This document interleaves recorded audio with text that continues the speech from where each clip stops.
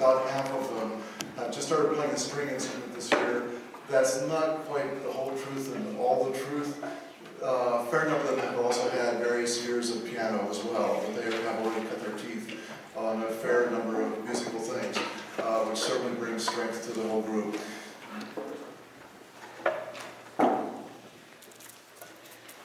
And as you can see, we're going to be proceeding with slinger forces now. The music is getting more difficult. So there are still first-year students up here, but the rest of the program will be a little bit more challenging. I would also like to say, some of you may have noticed there's another instrument in the room that's not being used. I'm not referring to the piano. It's one with a big blue bag on it in the back corner. Okay. That will not come out as a part of this program. However, some of my students knew that I have a harp, and they've asked for a chance to hear it and see it, and for a little demo.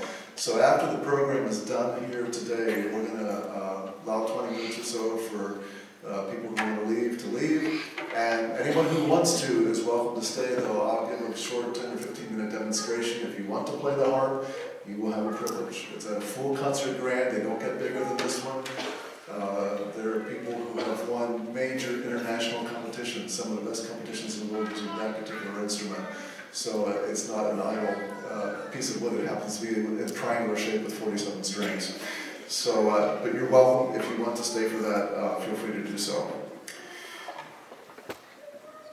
As we travel through life, sometimes we do our duties, and all of you, many of you are older than me, that I'm speaking to the wrong crowd.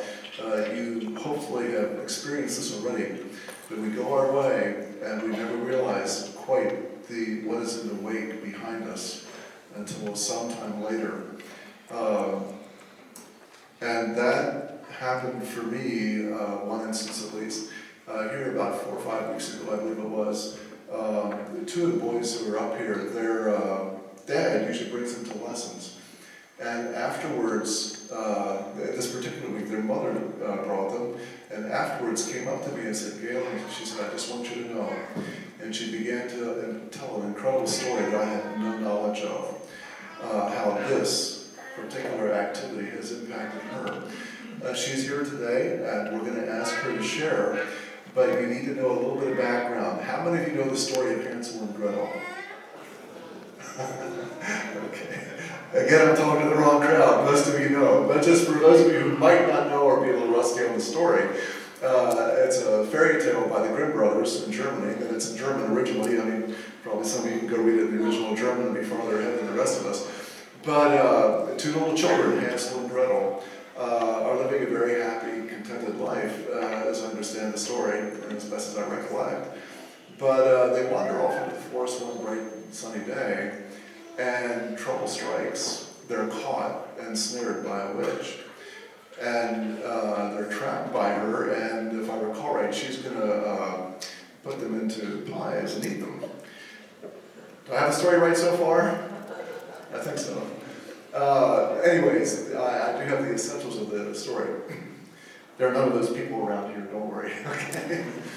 But anyways, I don't remember exactly how the plot goes, but they're eventually freed. They out-trick the witch, if I recall right, and are freed. And they're headed home. And the way they find their way home is, as they had come into the woods, they had to drop breadcrumbs. And on the way home, they started following the breadcrumbs back. But I guess night fell, and they laid down to sleep. And either right before they slept or right when they woke up, I think it was before they went to sleep, they sang this beautiful prayer. I don't know the German name, but an English evening prayer. And I'll read the words to you, but it's about angels watching over me. Even though there are no scriptural references that I know of within the story, it's an incredible story and mirror of scriptural redemption.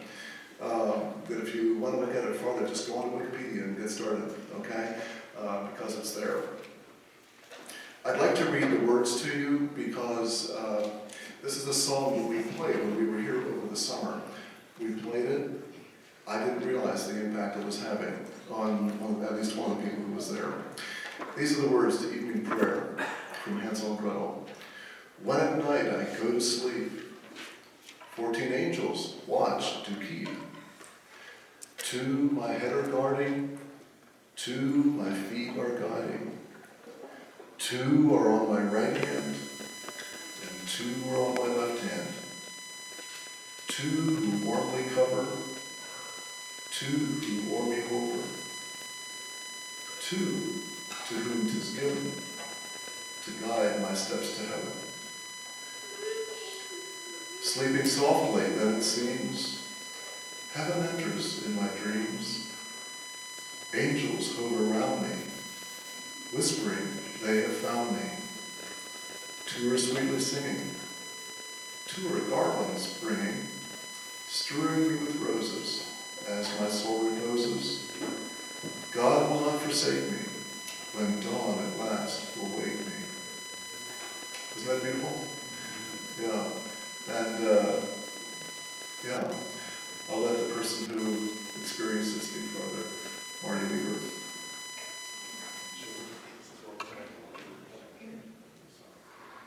Children, we were playing the song Evening Prayer this summer when I was sitting right behind Trisha there on the second row.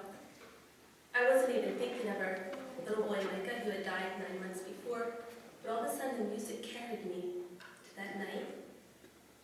And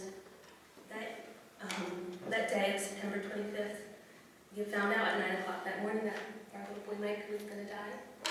And that evening, our sons came to be with us, and we took our little boy from his hospital bed and went back to the room where my husband and I were staying so that we could be close to him. And the beginning of this song, the music just gives a feel of evening falling and of wonder of what's going to happen. And that's what we felt as we gathered there on the sofa with our little brother and our son. And then the music continues to capture what happened next. So we took turns holding our little brother. To me as a mother, it just felt like angels were coming closer and closer. I couldn't see them, but I could feel them. And then that's with this song, if you remember how the evening prayer goes, you feel the angel wings. What's that called when you do that? What's it called? Tremolo. When you were doing that, it just felt like the angel wings were coming closer and closer. And then, all of a sudden, the song gets softer and stops. It all vanishes. And that's how it was with our little Micah. The angels were getting closer and closer. We held him in our arms. Then all of a sudden, it got so soft that it vanished because the angels had picked up what was theirs to take to heaven and carried him home. And we were left feeling complete peace that we had done our part of loving our brother and a son to the very end and helping him and his little life on earth victorious. And I just want to thank God for the gift of music and its ability to capture joy and pain too deep within our soul for words. And I want to thank you, Mr. B, and Elliot and Patrick, for bringing music back into our home again, the Healing Balm music in the months that followed my footsteps. Thank you.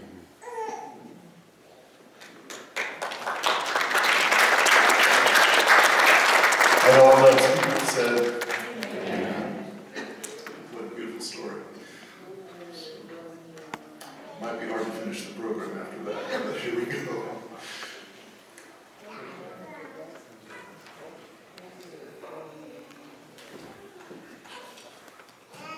Good morning. My name is Greg Gattuso, and I've been playing the violin for about 3 years now.